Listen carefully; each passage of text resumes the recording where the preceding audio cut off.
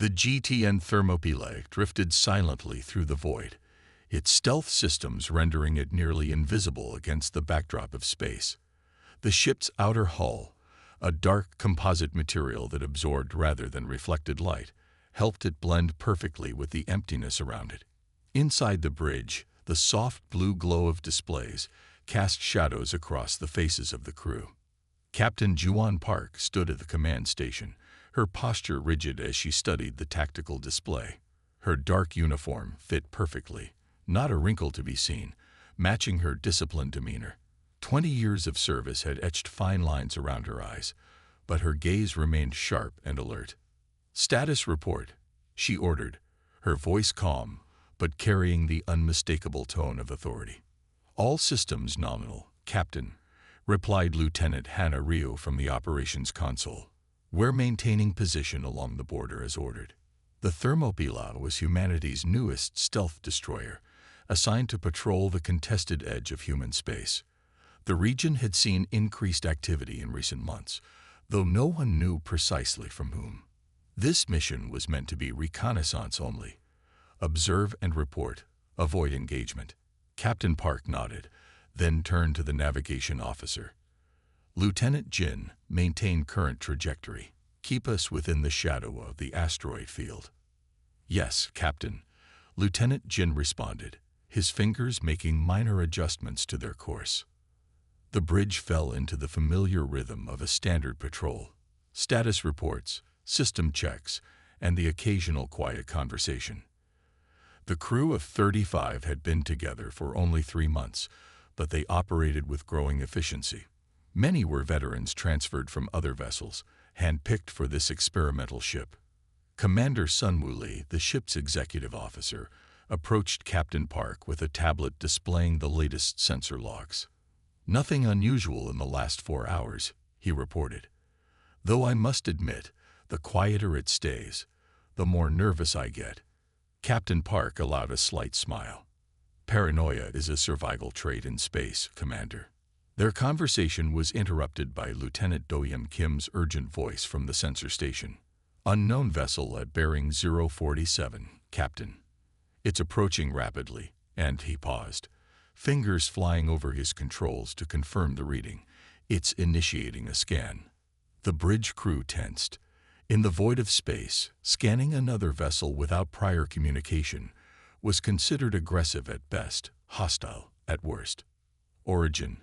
Captain Park asked sharply. "Unknown, Captain. The configuration doesn't match any known species in our database." Captain Park moved swiftly to the tactical display. The unidentified ship was smaller than the Thermopylae, with an unusual geometry, curved in places where human ships would be angular, with what appeared to be crystalline structures extending from its hull. "Hail them," she ordered. Communications Officer Min Seo Ba shook her head after a moment. "No response, Captain. Their continuing approach and intensifying scan patterns." The alien scan washed over the Thermopylae like an invasive wave, probing every system from the engine core to the life support networks. Unlike the standard electromagnetic scans used by human vessels, this one seemed to penetrate through shielding with unsettling ease. "They're trying to access our database," reported Lieutenant Kim, alarm evident in his voice as his fingers flew across the interface. "The scan is becoming increasingly intrusive." Captain Park's decision was immediate. "Defensive protocols. Level 2. Prepare countermeasures."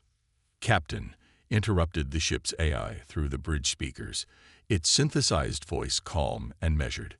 "The scan has reached critical intrusion levels. Automated defense systems are triggering." Before anyone could respond, the ship's experimental backscatter protocol engaged automatically. The system had been designed for exactly this scenario. When facing an aggressive, uninvited scan, it would not only block the intrusion but redirect the scan back to its source with amplified data packets, essentially creating a feedback loop. "They're getting more than they bargained for," muttered Commander Lee, watching as the tactical display showed the energy signature of the backscatter protocol activating. The effect on the alien vessel was immediate and dramatic. The ship's lights flickered and dimmed as the amplified scan data overwhelmed its systems. The crystalline protrusions that had been glowing with an inner light suddenly darkened. The vessel listed to one side, its previously smooth approach now erratic. "Their power systems are fluctuating wildly," reported Lieutenant Kim. "I'm detecting multiple system failures across their ship." Within moments, the alien vessel was adrift, emergency signals pulsing weakly into the darkness. The patterns weren't recognizable, but the intent was clear: a distress call. "Life signs?" Captain Park asked. "Present but unstable. Their ship's life support appears to be operating on emergency power." Captain Park's expression remained neutral, but her eyes narrowed slightly. "I believe we've just made first contact, and it could not have gone worse." The bridge fell silent as the implications sank in. "Should we offer assistance?" Commander Lee asked quietly. Captain Park weighed the options. Protocol dictated caution when dealing with unknown species, particularly ones that had demonstrated aggressive behavior. Yet leaving a disabled ship with living beings aboard went against the most basic principles of space travel. "Prepare a message in all known languages and mathematical sequences," she finally ordered. "Inform them that we are standing by to render assistance if needed." As Communications Officer Bai began composing the message, tactical sensors chimed a new alert. "Captain, I'm detecting quantum communications from the damaged vessel," Lieutenant Kim reported, his voice tight. "Very powerful, directed toward a specific point beyond our sensor range." "They're calling for help," Captain Park concluded. "Or reporting our position," Commander Lee added grimly. Captain Park straightened her uniform and made her decision. "Maintain position but ready all systems for immediate departure. Launch a communications buoy to headquarters with complete logs of the encounter, and prepare a first contact package. If we're meeting more of them soon, let's try to avoid another misunderstanding." The crew moved with practiced efficiency, each attending to their tasks. Captain Park remained by the tactical display, studying the disabled alien vessel. Its design was unlike anything humans had encountered before, suggesting technologies and principles beyond current human understanding. "They scanned us without permission," Lieutenant Jin observed from his station. "They got what was coming to them." "Perhaps," Captain Park replied thoughtfully. "But we don't know their intentions or their cultural norms. What we consider aggressive might be standard procedure for them." Commander Lee joined her at the display. "Whatever their intentions, they've certainly learned something about humanity today." Captain Park nodded slowly, her eyes fixed on the drifting alien ship. "Yes, they've learned that humans can defend themselves. Let's hope that's all they take away from this encounter." As the Thermopylae maintained its vigilant position, the damaged alien vessel continued to broadcast its distress signal into the depths of space. The signal traveled outward, across vast distances, carrying with it the news of a species that had responded to a simple scan with devastating effectiveness. Somewhere in the darkness, others were listening, and they would not make the same mistake. 3 days had passed since the encounter with the alien vessel. The GTN Thermopylae maintained its position near the border, awaiting instructions from Earth Command. The damaged alien ship had been recovered by its own kind within hours, several vessels appearing seemingly from nowhere to retrieve it before disappearing again just as quickly. Captain Juan Park had barely slept. The weight of potentially starting an interstellar incident pressed heavily on her shoulders. She sat in her quarters, reviewing the initial encounter for the 20th time when her door chimed. "Enter," she called. Commander Sun Woo Lee stepped inside, looking as tired as she felt. "Captain, Earth Command is hailing us. Admiral Choi wishes to speak with you." Park nodded and followed Lee to the bridge. The main screen flickered to life, revealing the stern face of Admiral Choi. The lines around his eyes had deepened since their last communication. "Captain Park," he began without preamble, "the situation has deteriorated rapidly. The aliens have identified themselves as the Vrax Imperium. They've rejected all diplomatic overtures and are making what we can only interpret as preparations for military action." Park felt her stomach tighten. "Have they made any demands, sir?" "They're not interested in talking. Our first diplomatic shuttle was forced to turn back when the Vrax locked weapons on it. The Admiral's expression grew grimmer. We're sending you all the intelligence we've gathered. They've assembled what appears to be a battle group at the border. Your orders are to maintain observation from a safe distance and report any changes in their posture. Understood, sir. After the communication ended, Park called her senior officers to the tactical room. Intelligence Officer Minji Kang was the last to arrive, carrying several data tablets. Her usual neat appearance was disheveled, suggesting she had been working through the night. I've been analyzing the Vrax communications we intercepted, she began, distributing the tablets.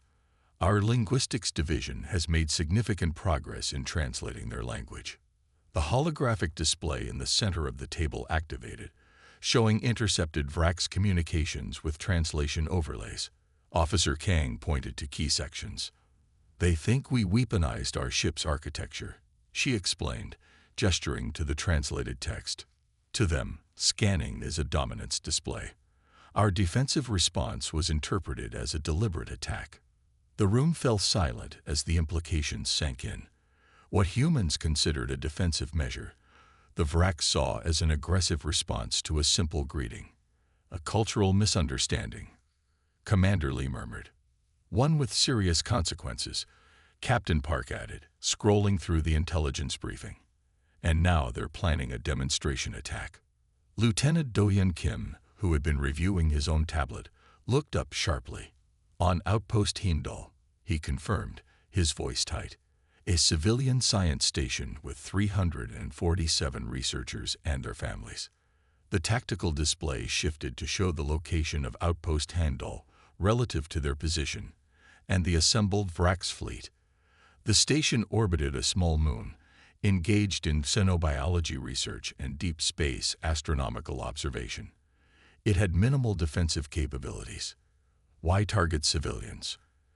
Asked Chief Medical Officer Yoon Ju-yoon, her face pale. According to what we've translated, they don't distinguish between military and civilian targets, Officer Kang explained. The Vrax operate on a principle of collective responsibility. They believe all humans are accountable for the actions of one ship. Captain Park's fingers tightened on the datapad. Then we have no choice. We'll intercept them. Captain, Commander Lee cautioned, we're one ship against what appears to be at least 7 of theirs. And we're still the only ship with direct experience of their technology, Park countered. Earth Command can dispatch reinforcements, but they won't arrive in time to save Heimdall. We have to buy them time to evacuate. The room filled with tense silence as her words sank in.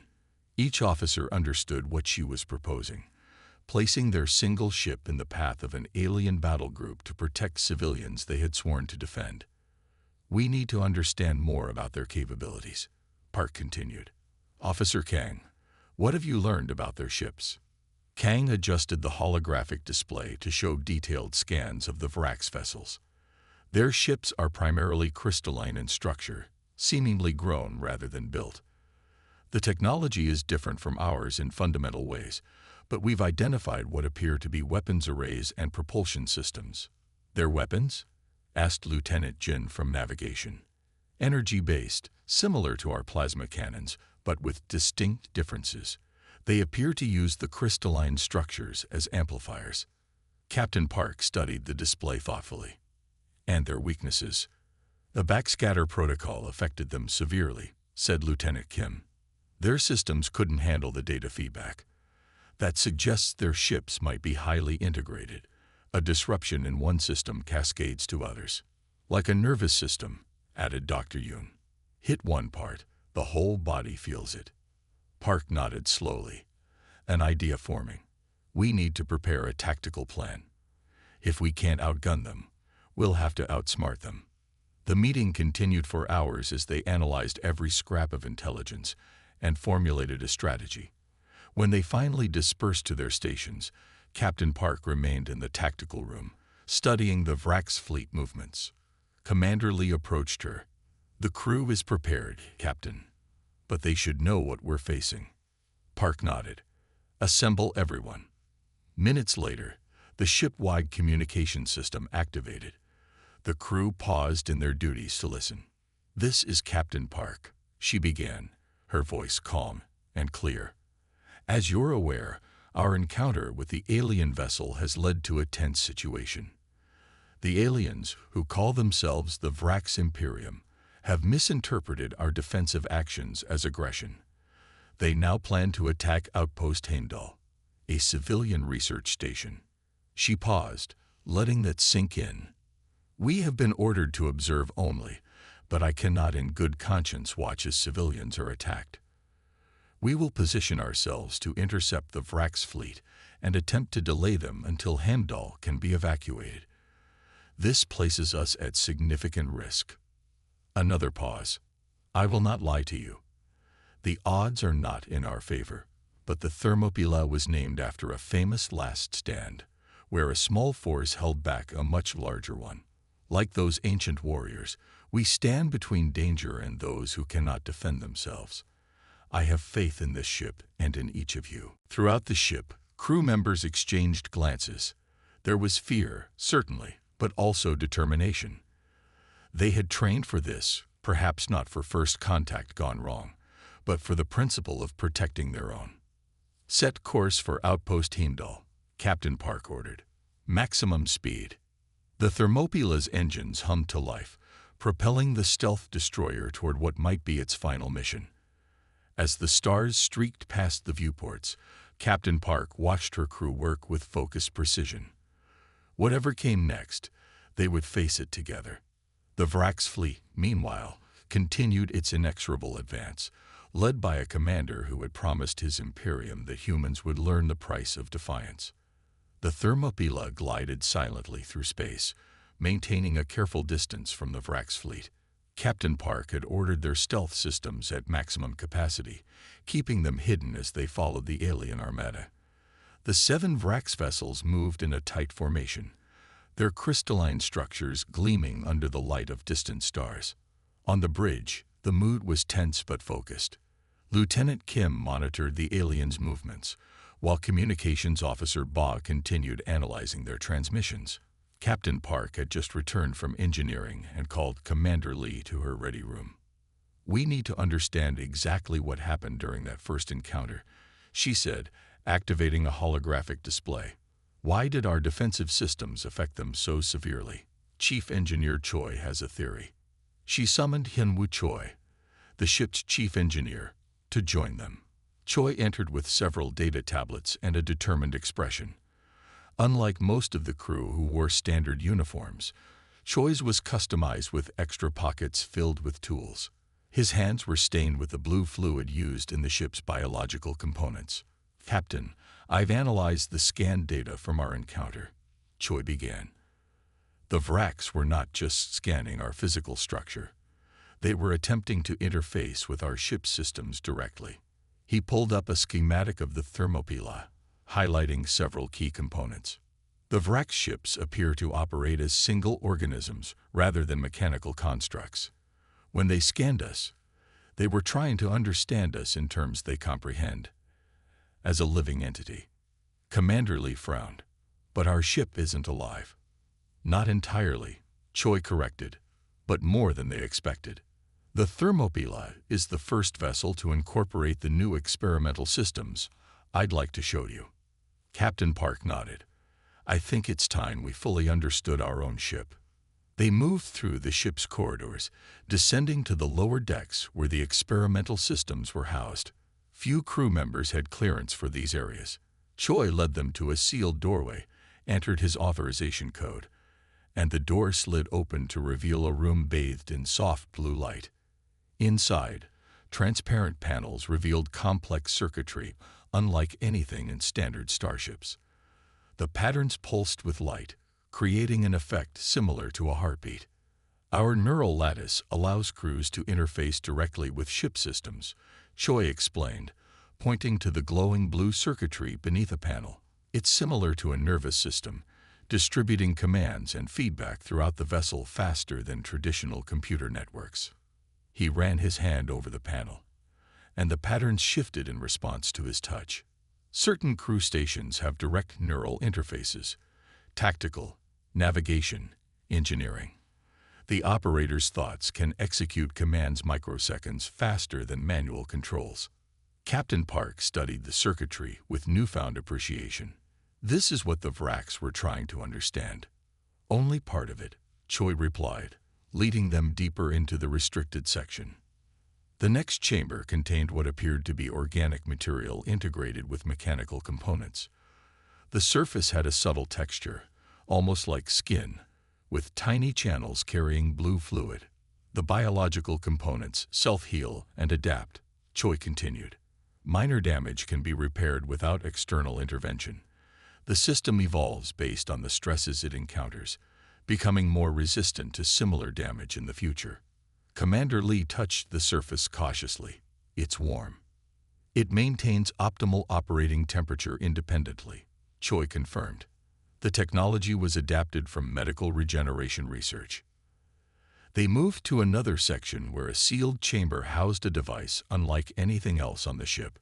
Crystal-like structures, similar to those on the Vraks vessels, but clearly of human design, arranged in precise geometric patterns. And here's our quantum entanglement communication system, Choi said with evident pride. Information transfer that doesn't rely on conventional signals. Distance is irrelevant. Communication is instantaneous across any span of space. To the Vraks, this would seem like telepathy, Captain Park observed. Exactly, Choi nodded. Our systems operate on principles they recognize, but in ways they don't expect from what they assumed was purely mechanical technology. Their final stop was the central engineering section, where the ship's power core hummed with contained energy. The reinforced chamber glowed with an intense light that required filtered viewports to observe safely. And the fusion reactor? Asked Park. To their scanners, it reads like we've harnessed a small star, Choi said with a hint of pride. Their power systems appear to use crystalline energy capture, similar to advanced solar technology. Our fusion reactor must seem like we're carrying a sun inside our ship. Captain Park stood silent for a moment, absorbing the implications. So when they scanned us, their systems attempted to interface with what they thought was another biological entity, Choi finished. Instead, they encountered a hybrid system that responded in ways they couldn't anticipate. The backscatter protocol amplified their confusion, creating feedback their systems couldn't process. As they returned to the upper decks, Park's mind raced with possibilities. Could we use this misunderstanding to our advantage? That's what I wanted to discuss, Choi replied. I believe we can. Back on the bridge, Captain Park gathered her senior officers. The tactical display showed the Vraks fleet's position relative to Outpost Heimdall. They had perhaps 6 hours before the aliens reached weapons range of the civilian station. We've learned something crucial about the Vraks, she began. They perceive our technology differently than we do. Engineer Choi has confirmed that several of our experimental systems confused their initial scan. She turned to Choi, who had brought additional data to share. The Vraks interpret our neural lattice, biological components, and quantum communications as signs of a highly advanced, partially biological vessel, he explained. Their own ships function more as grown organisms than constructed machines. How does this help us against 7 warships? Lieutenant Jin asked. Captain Park's expression shifted to one of determined calculation. Because we can use their misunderstanding against them. We don't need to match their firepower if we can make them believe we have more resources than we actually do. She activated the main tactical display. I'm proposing an operation I'm calling Project Phantasm. We'll create the illusion of an entire fleet where there's only one ship. The room fell silent as the officers considered her words. Is that possible? Commander Lee finally asked. Choi stepped forward. The neural lattice can project false signatures that mimic ship configurations. Our quantum communication system can generate signals that appear to come from multiple sources, and our reactor can produce energy patterns suggesting multiple power cores. A ghost fleet, murmured Lieutenant Kim. Exactly, Captain Park confirmed. We'll position ourselves between the Vraks and Heimdall, then deploy the illusion. If we can make them believe they're facing superior numbers, they might hesitate long enough for reinforcements to arrive. Or they might see through the deception and destroy us immediately, Commander Lee noted. There's that risk, Park acknowledged. But I see no alternative that gives Heimdall a chance. The senior officers exchanged glances, weighing the desperate plan against certain defeat. How long will it take to prepare? Park asked Choi. 3 hours to reconfigure the systems. We've never attempted anything like this before. Captain Park nodded decisively. Then we have no time to waste. Begin preparations immediately. As the meeting disbanded, crew members hurried to their stations. In engineering, Choi assembled his team to modify the ship's systems for their new purpose. In the science labs, Officer Kang worked to refine their understanding of VRAC sensors to create the most convincing deception possible. Captain Park remained on the bridge, watching the enemy fleet's progress. The Thermopylae was about to attempt something unprecedented, creating an illusion so convincing it might prevent a war. Success would mean saving hundreds of innocent lives. Failure would mean the destruction of her ship and crew. As if sensing her thoughts, Commander Lee joined her at the tactical display. The ancient Thermopylae was one ship against a fleet too, he said quietly. Park allowed herself a small smile. Let's hope our story has a different ending. The Thermopylae approached the designated intercept point, its engines pushing to maximum safe output. Captain Park stood on the bridge, watching as the distance to outpost Heimdall decreased on the tactical display. The science station was visible now, a collection of interconnected modules orbiting a small, icy moon. Lights from its windows created patterns against the darkness, signs of the hundreds of lives inside. Status of evacuation, Park asked. Lieutenant Kim checked the incoming transmissions. Partial evacuation underway. 2 transport vessels have departed with non-essential personnel. Approximately 230 people remain on board, including families with children. Park's jaw tightened. Not enough time. The VRAC's fleet would arrive before everyone could escape. ETA on the VRAC's fleet? She asked. 17 minutes, Captain, replied Lieutenant Jin from navigation. Park turned to Engineer Choi, who had joined them on the bridge. Are we ready? Choi nodded, though the dark circles under his eyes revealed the strain of the past hours. Project Phantasm is prepared. The neural lattice has been reconfigured to project multiple ship signatures. Quantum communications are set to broadcast on rotating frequencies. The reactor is ready for controlled power fluctuations. And the risk to our systems? Commander Lee asked quietly. Significant, Choi admitted. We're pushing experimental technology beyond its design parameters. Power surges, system failures, neural feedback, all possible. Captain Park surveyed her bridge crew. Each face showed tension but also determination. They understood the stakes. Take your positions, she ordered. We'll position ourselves directly between the VRACs and the station.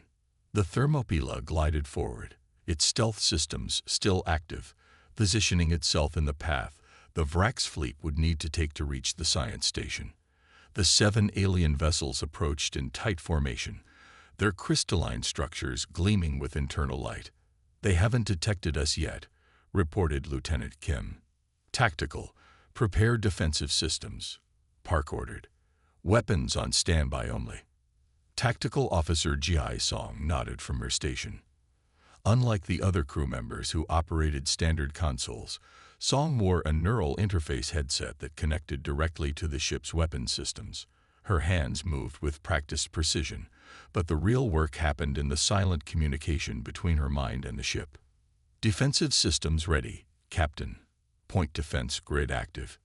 Park took a deep breath. Position confirmed. Disengage stealth systems and initiate Project Phantasm. The Thermopylae's stealth field dissolved, revealing the lone destroyer directly in the VRAC's fleet's path. Before the aliens could react, Engineer Choi activated the modified systems. Initiating Project Phantasm, announced Officer Song, her fingers dancing across her console, while her mind directed more complex commands through the neural interface. The ship shuddered slightly as power surged through systems never designed to work together in this way. The neural lattice projected false signatures into space. The quantum communications array broadcast signals that appeared to originate from different locations. The reactor pulsed with carefully controlled energy spikes. To the Vrax sensors, it appeared as though dozens of warships suddenly emerged from hiding, surrounding their fleet. The illusion showed warships of various classes, destroyers, cruisers, carriers, all appearing to decloak simultaneously in a perfect ambush formation. Lieutenant Kim monitored the Vrax communications. They're signaling each other rapidly, speed decreasing. They're hesitating. Maintain the illusion, Park ordered. Communications, open a channel. Officer Bai worked at her station. Channel open, Captain. Translation matrix active. The main screen flickered, revealing the interior of the lead Vrax vessel. The alien commander sat in what appeared to be a growth rather than a constructed chair.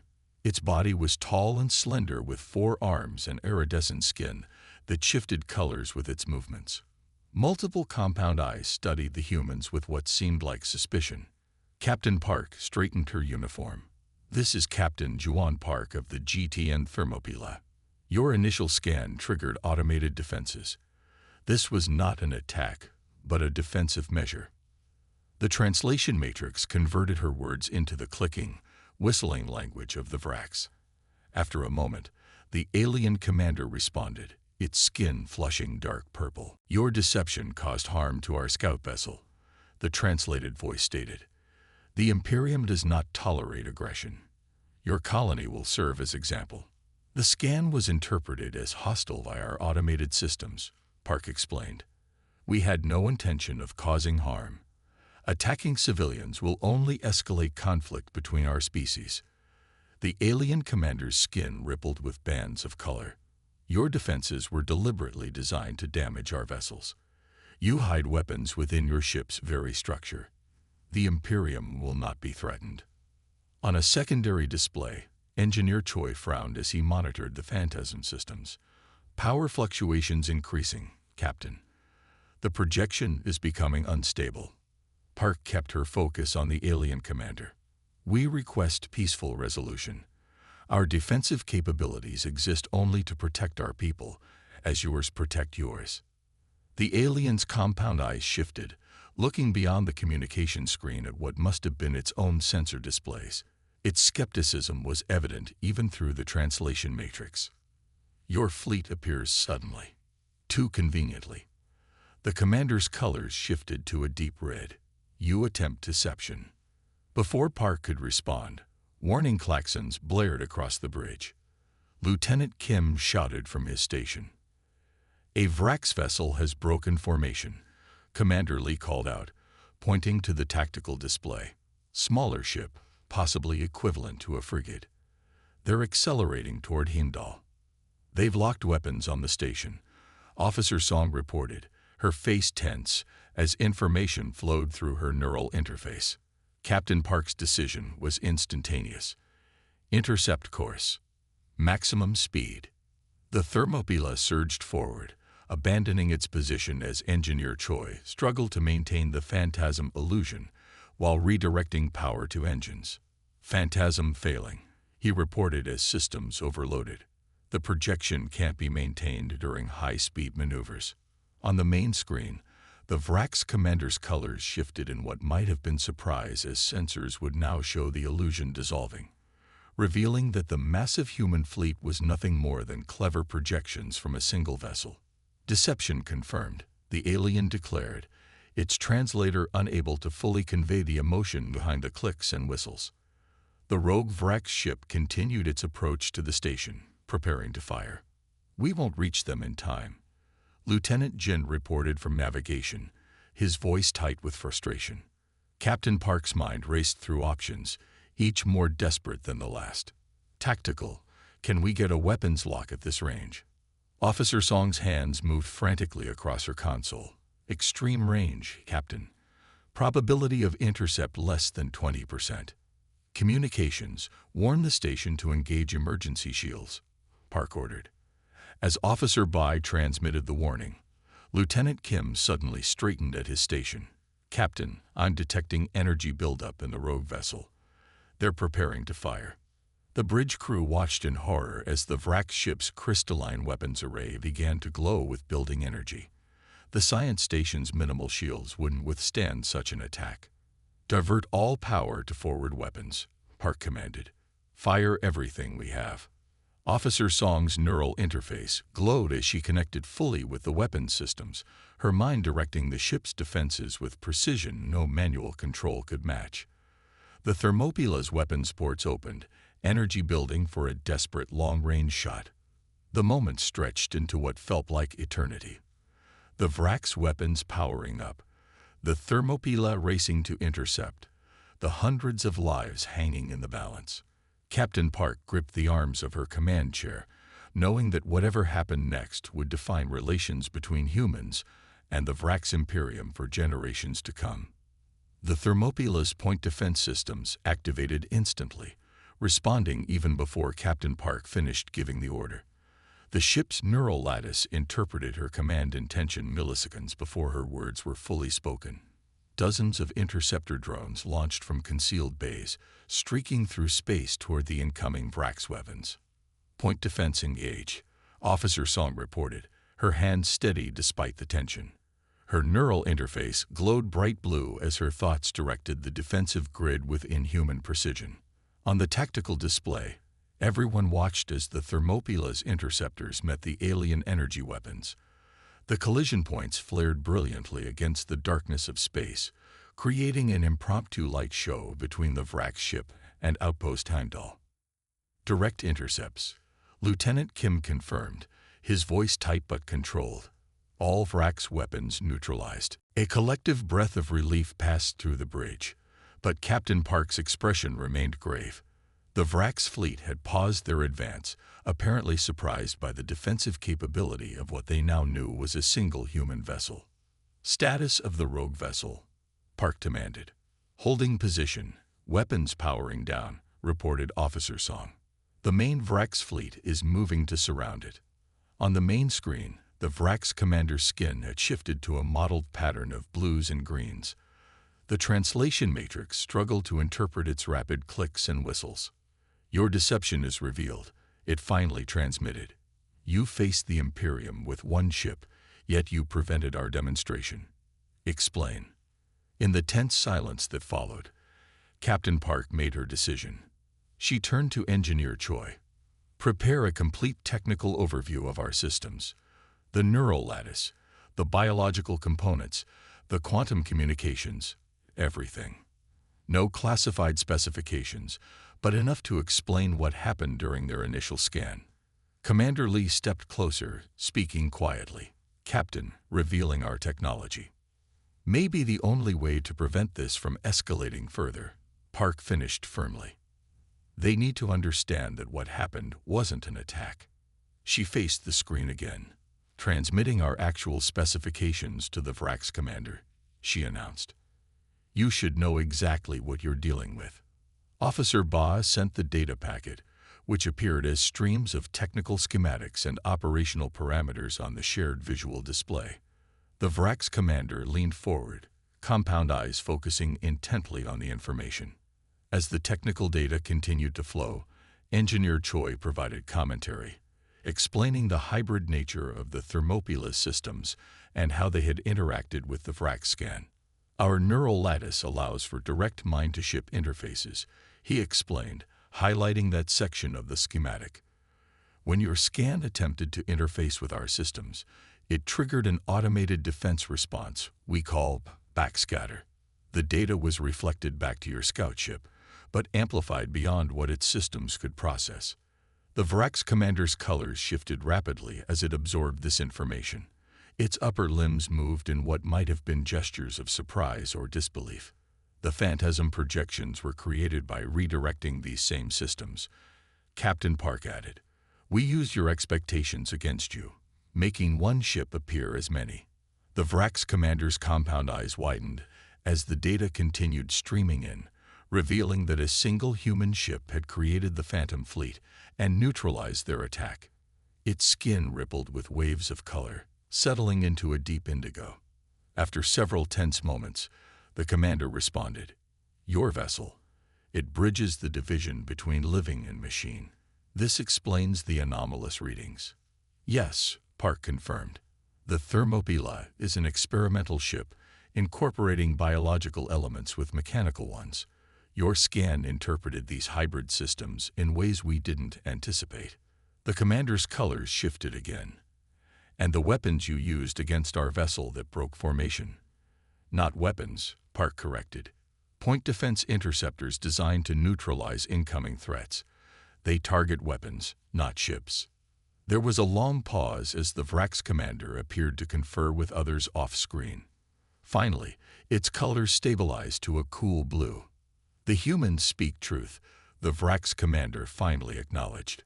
"A cunning defense worthy of respect. In the Imperium, survival through adaptation is the highest virtue." Captain Park allowed herself to breathe more easily. "We share that value. Our ship was designed to adapt and survive, not to conquer." "Yet you placed one vessel against 7 to protect your outpost," the commander noted, its tone suggesting something like admiration. "This too commands respect." "We protect our people," Park stated simply, "as you protect yours." The commander's colors rippled in what the translation matrix interpreted as agreement. "Withdraw your vessel to a distance of 10 spatial units. The Imperium fleet will do the same. We will reconsider this encounter." Captain Park nodded. "Agreed." "And the ship that fired on our station?" "It acted without authorization," the commander replied, its colors darkening momentarily. "Such impulsiveness will be addressed." As the communication ended, the bridge crew remained tense, watching as both the Thermopylae and the Vrax fleet backed away from their confrontation positions. "Did we just avoid an interspecies war?" Lieutenant Jin asked quietly. "For now," Commander Lee answered. "But this is just the beginning." Over the next several days, a cautious dialogue opened between human representatives and the Vrax Imperium. The misunderstanding that had nearly led to conflict became the foundation for learning about each other's cultures and technologies. A ceasefire was established, leading to the first formal diplomatic contact between the species. The scan incident, as it came to be known, would become legendary in both cultures, a cautionary tale about the dangers of assumption and the importance of clear communication. The Thermopylae remained on station near Outpost Heimdall as the diplomatic process unfolded, its crew working tirelessly to facilitate understanding between the two species. Captain Park herself participated in many of the discussions, her first-hand experience proving invaluable. 6 months later, representatives from Earth and the Vrax Imperium met aboard a neutral vessel to sign the first formal treaty between their peoples. The agreement established shared protocols for first contact scenarios, communication standards, and territorial boundaries. Captain Park, now wearing the insignia of a newly promoted admiral, stood among the Earth delegation. After the signing ceremony, a young Vrax representative approached her, its colors shifting through curious patterns. "Admiral Park," it began, using the translation device now standard for interspecies communication. "Many among the Imperium still wonder about your vessel's capabilities. Our scientists have studied the data you shared, yet questions remain." Park smiled politely. "The Thermopylae was unique in many ways. Our newest vessels incorporate lessons learned from our encounter." "But why?" the Vrax pressed, its colors indicating genuine curiosity. "Why do human ships carry such sophisticated defensive capabilities?" "You were exploring, not waging war." Park considered the question carefully, remembering the tense moments on the bridge, the lives hanging in the balance, and the thin line between peace and conflict. "Because," explained the now Admiral Park, "the universe is vast and full of surprises. We build our ships not as weapons, but as survivors." The young Vrax's colors shifted to a deep, thoughtful blue. "A wise philosophy. The Imperium has much to learn from humans, it seems. And we from you," Park replied diplomatically. As the gathering continued around them, Park gazed out the viewport at the stars beyond. Somewhere out there, other species waited to be discovered, some friendly, others perhaps not. The encounter with the Vracs had been a powerful reminder that exploration carried risks, but also opportunities for growth and understanding. The Thermopylae itself had been decommissioned, its experimental systems studied and improved upon. But its legacy lived on in the protocols now established for first contact scenarios and in the cautious respect with which humans and Vracs now approached the cosmos. Admiral Park turned back to the celebration, where humans and Vracs mingled in what would have seemed impossible mere months ago. Perhaps the greatest victory had not been in the confrontation itself, but in what came after, the difficult, patient work of building understanding between two very different species. And it had all begun with a simple scan and the surprising strengths hidden within a single human warship.